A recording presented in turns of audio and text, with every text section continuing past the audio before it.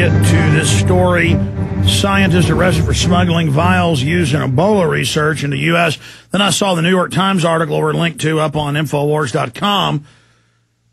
I already knew it, but the photos of Homeland Security training the Cub Scouts in paramilitary uniforms with submachine guns to hunt down U.S. veterans. And, of course, they put the veteran in a bad light, but the villain's always a veteran. Got to kill him. It just blew me away, and I went into a tirade for 20 minutes, so we're behind. But Tony, a veteran that the Boy Scouts are training to hunt down, is in New York. You were talking about coming back to your country and not being able to recognize it. The reason the United States is rated by major university studies as the number 6 police state on the planet, number 1 being North Korea, and England's number 5, I'm going to be sure about that. I had that article yesterday, never got to it. I read it, but in fact, guys, it's in the stack. On the stack, show people the stack here. This is 3 days. This is how much news comes in here, how much gets dumped on my desk, how much I bring in. This at the end of the week will be cleaned off. We got to get a filing system for this, but then we got to have like 2 people, 3 people just to go through all this when I need something. I mean, this is insane. Today's stuff is all right here. Anyways, the point is that once they say we can secretly arrest you and secretly hold you and torture you, even if it's not implemented fully, the next step is total tyranny. So that's why we've now become one of the number 1 police states in the world. And now they're announcing, oh, guess what? Homeland Security wasn't for the foreign Muslims or Arabs, and taking their rights is wrong. But the point is they knew it would be popular. It was all really for you. See, what you thought was for somebody else is for you. It's for me. So finishing up, Tony, you went to Iraq twice. And when you talk to other vets, are they waking up? Because the vets I talk to are all waking up. Yeah, quite a few of my friends are definitely waking up.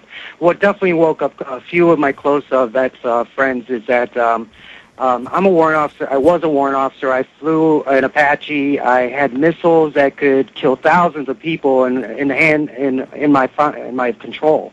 I come back here to try to get a handgun permit, and I was denied. 2, 3 other the guys that I speak to online that I try to keep in touch with, they still are trying to apply for a handgun permit, and they can't even get them. So when you go on about they're not letting us military officers get guns, they're not. I mean, I just don't understand how they can let us turn around and have missiles, access to missiles, but then when we go to apply for a handgun for our own protection in our own home, we get denied. No, I know. God bless you, sir, and I appreciate your call. Most people accuse me of exaggerating. It is the opposite in almost every case. I have studied the thousands of pieces of data coming in, and I can officially tell you, and we even have mainstream news admitting large portions of it, that they are phasing in not allowing veterans to own firearms. Now, you've seen the DHS report saying you're the main target of the enemy. You got the Boy Scouts training with machine guns to come kill you, right out of Nazi Germany, right out of Soviet Russia. I mean, right out. I mean, they're going down every type of tyranny there is and doing it. And it was all set up decades ago. It doesn't matter if it's George Bush or Barack Obama. The agenda's the same, but it's all coming to a head under Obama. He's their closer, as George Humphrey has said eloquently here on air. I mean, absolutely. He is the closer. He is the guy that's doing all of this. So it just absolutely boggles my mind and makes my head spin that this is going on. And there is no doubt. Remember, Clinton tried it in 2000 right before he left office. There was the article about 86,000 vets put on a list not be able to own guns, and they wouldn't say why. And now the head of the White House, chief of staff, says, we're going to put you on a no-gun list like a no-fly list. And then now they've introduced the bill saying we'll secretly say you can't own guns, and the Attorney General can ban any guns he wants. Just give him the power. It's happening. British reporters for one of the biggest newspapers in the world, London Guardian, goes to Greece and tries to photograph a huge hotel with our leaders illegally meeting in it to set policy, Logan Act, and they come and arrest him twice. They don't care if he's with one of the top 10 papers in the world. None of that matters now. All right, I'm going to shut up and go to our guest. Now, I saw a YouTube video of her giving a speech, and in 5 minutes, she boiled everything down I try to explain about the CPS and the bounties on taking kids and how there's no due process. She's State Senator 50th District. Senator Schafer serves her constituency in 8 counties that make up 50th District in Georgia. She's got a long, illustrious career out there fighting corruption. She's also the head in her state of the Eagle Forum. And so she now joins us, and we appreciate her standing up eloquently and fighting this. And so we appreciate Senator Schafer for coming on. Nancy, it's good to have you here with us. Thank you. It's good to be on with you. I appreciate all you're doing. Thanks for holding while I was ranting for 5 minutes about the DHS document saying veterans are the #1 threat to Homeland Security. Yeah. Were you aware they're training the Boy Scouts for gun confiscation? Well, I've heard that they are training boys. I didn't know that it's Boy Scouts. Yeah, it's Boy Scouts, school groups, public school groups. This is just one. What do you think of all the new documents coming out demonizing veterans on a separate issue? Oh, it's awful. It's just awful. It's unconstitutional and it's wrong, and you just can see the direction that we're headed.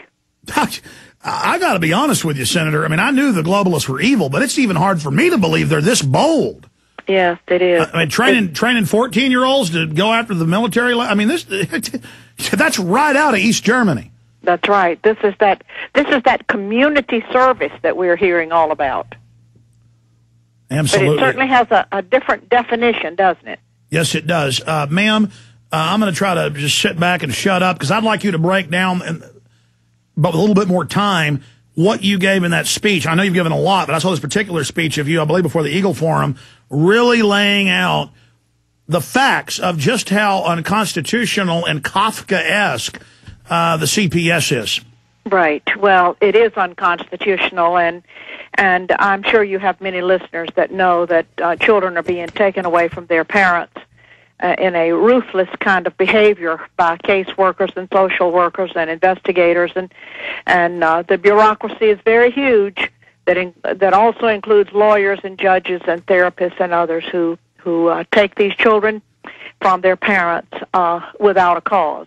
And of course, we know that money is being made because of this, and I'm convinced, without a shadow of a doubt, that the parents across this country need to be warned of the dangers of the Child Protective Services nationwide. You want me to just continue on, don't you? Sure, Senator, lay it out. The Department of Child Protective Services has become a protected empire that we see going on around us, and it's built on taking children and separating families.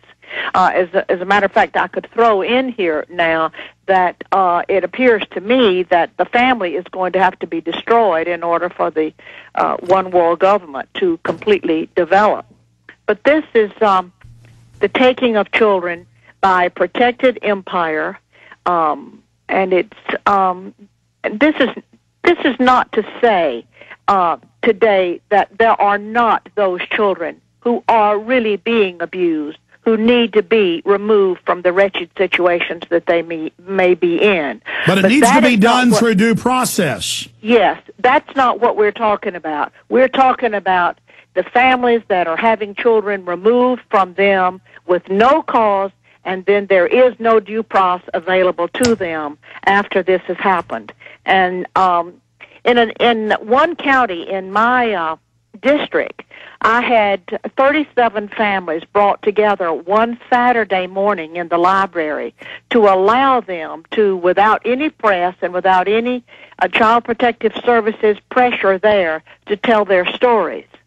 And it was absolutely unbelievable to hear these parents, single dads, single mothers, telling and other parents telling their stories of how their children had been picked up in the middle of the night, off of the school buses, out of schools, out of hospitals, even while they are nursing, and these families had never seen those children again.